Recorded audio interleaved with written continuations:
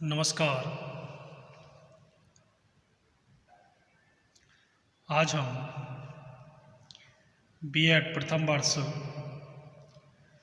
Third paper learning and teaching अधिगम एवं शिक्षण विषय के अंतर्गत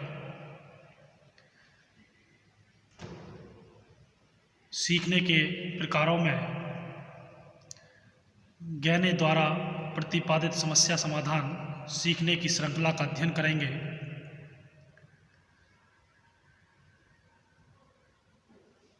गहने के बारे में हमने थोड़ा बहुत कल के व्याख्यान के अंतर्गत अध्ययन किया था। सबसे पहले गहने ने 1965 अपनी पुस्तक द कंडीशन ऑफ लर्निंग में सीखने के मूल 8 प्रकारों का वर्णन किया है। गहने द्वारा बतलाए गए सभी 8 प्रकार के सीखने की एक मुख्य विशेषता यह है कि सभी श्रृंखलाबद्ध क्रम में होते हैं और श्रृंखला में सबसे ऊपर समस्या समाधान सीखना प्रॉब्लम सॉल्विंग लर्निंग है और सबसे नीचे सांकेतिक सीखना है। श्रृंखला या पिरामिड के किसी भी स्तर पर सीखने के लिए यह आवश्यक है कि उसके नीचे के सभी प्रकार के सीखना हो चुके हों। सीखना के चौथे स्तर पर शाब्दिक साहचर्य सीखना वर्बल एसोसिएशन लर्निंग है, जिसे संपन्न होने के लिए उसके नीचे के 3 तरह के सीखने की प्रक्रिया का संपन्न होना अनिवार्य है।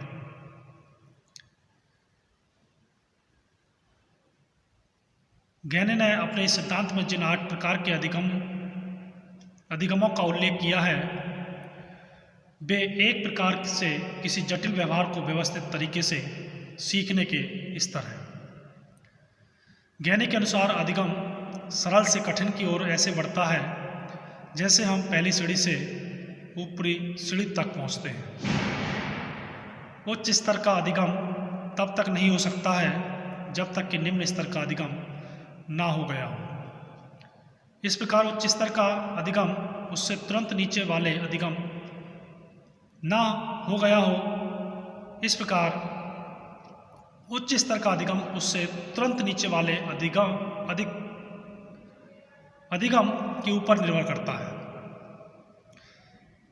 इस प्रकार का अधिगम व्यवहार के वर्ग या प्रकार हैं।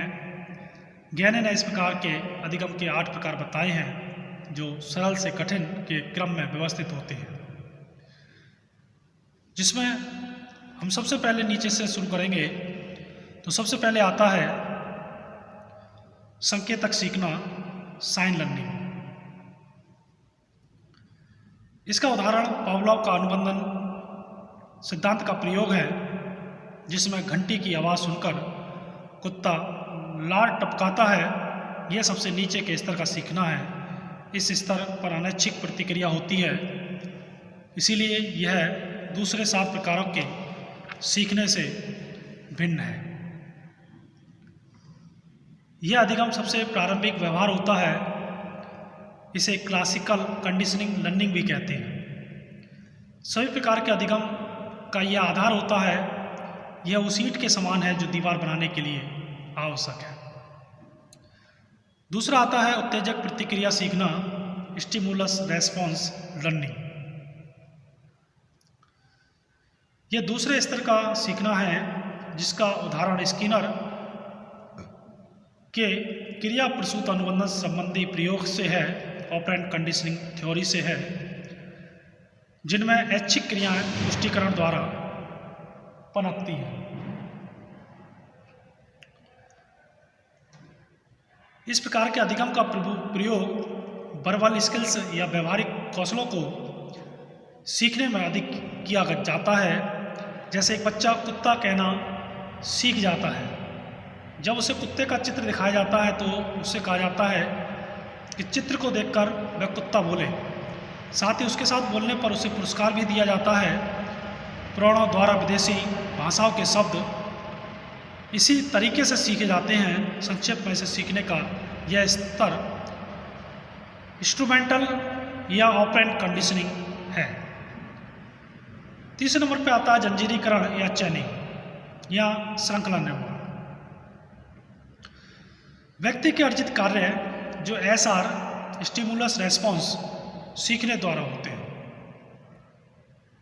वे आपस में संयुक्त हो जाते हैं जब वे तेजी से एक के बाद एक उचित क्रम में होते रहते हैं और पुष्टिकरण की ओर ले जाते हैं। जैसे एक नया मोटर संचालक पहले से अर्जित कुशलताओं और निरीक्षणों को संयुक्त करके मोटर को चालू करना सीख लेता है। जैसे रिमोट से टीवी चालू करना या बंद करना, घर पर किसी मेहमान का स्वागत करना वर्बल सीक्वेंस है। वर्बल चैनिंग में पहले से सीखे गए दो या दो से अधिक एसआर स्टिमुलस या रेस्पॉन्स बंद जुड़ जाते हैं और उसमें से कोई एक याद आने पर दूसरा स्वतः याद आ जाता है। जैसे मम्मी, डैडी, छोला भटूरा। कार चलाना इसका सर्वोत्तम उदाहरण है, जिसमें एक के बाद एक क्रिया स्वतः क्रम से होती रहती है। अगला है शाब्दिक संबंध सीखना, वर्बल एसोसिएशन लर्निंग।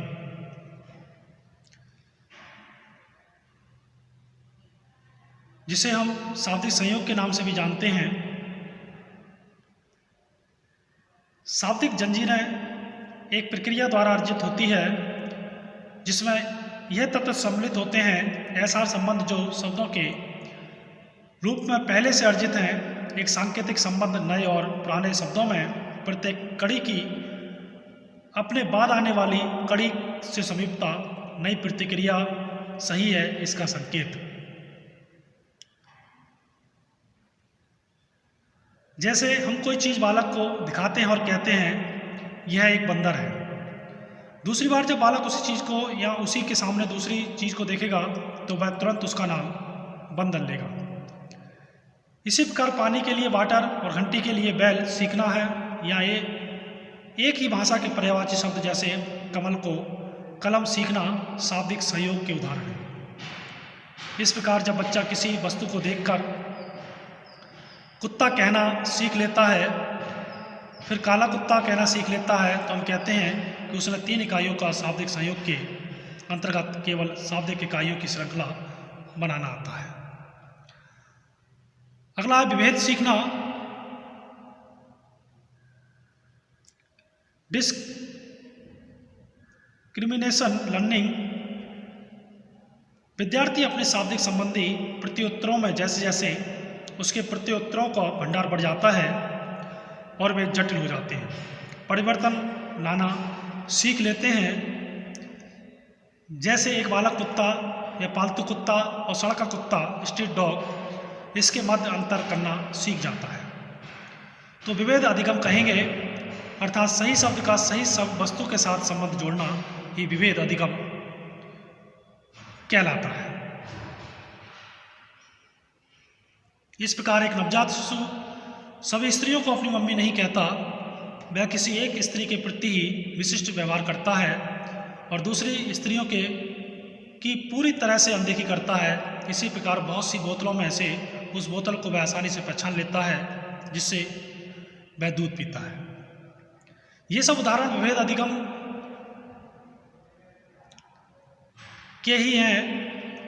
इस प्रकार जब किसी उद्दीपन के प्रति विशिष्ट व्यवहार किया जाए और दूसरे उद्दीपनों की बिल्कुल अनदेखी की जाए या उन पर बिल्कुल भी ध्यान न दिया जाए तो इसे विभेद अधिगम कहते हैं।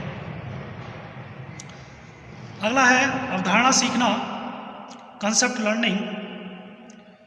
विद्यार्थी वस्तुओं अथवा घटनाओं के साथ एक संयुक्त रूप में प्रतिक्रिया करते हैं।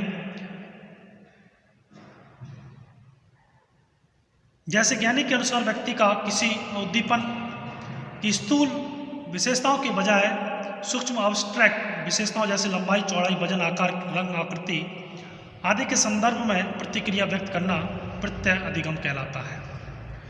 जैसे पेड़ कई प्रकार के होते हैं, लेकिन आम का पेड़ हम उसी को कहते हैं जो कुछ विशेषता लिए होता है। स्थूल प्रत्ययों की अपेक्षा सूक्ष्म प्रत्ययों को समझना जटिल होता है।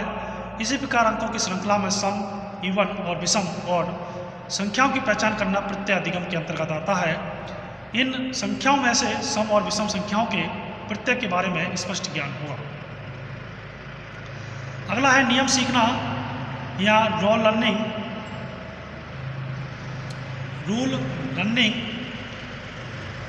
विद्यार्थी संयुक्त करना सीखते हैं अथवा अवधारणाओं की जंजीरें जिनको उन्होंने पहले से सीखा होता है, आपस में इस प्रकार संबंधित करना सीख लेते हैं कि जो कुछ उन्होंने सीखा उसे विभिन्न प्रकार की समान स्थितियों में प्रयोग कर सकने योग्य हो जाते हैं। जैसे एक छोटा बच्चा गोल और गेंद की अवधारणाओं को मिला देता है और वह सीख जाता है कि गोल वस्तुएं लुढ़कती हैं।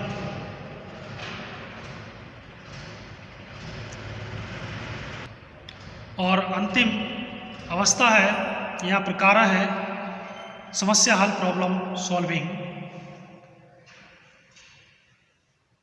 समस्या समाधान अधिगम उच्च स्तर के नियमों का अधिगम है, जिसमें पूरी स्थिति को समझने के लिए निम्न स्तर के 2 या उससे अधिक नियमों को जोड़ा जाता है।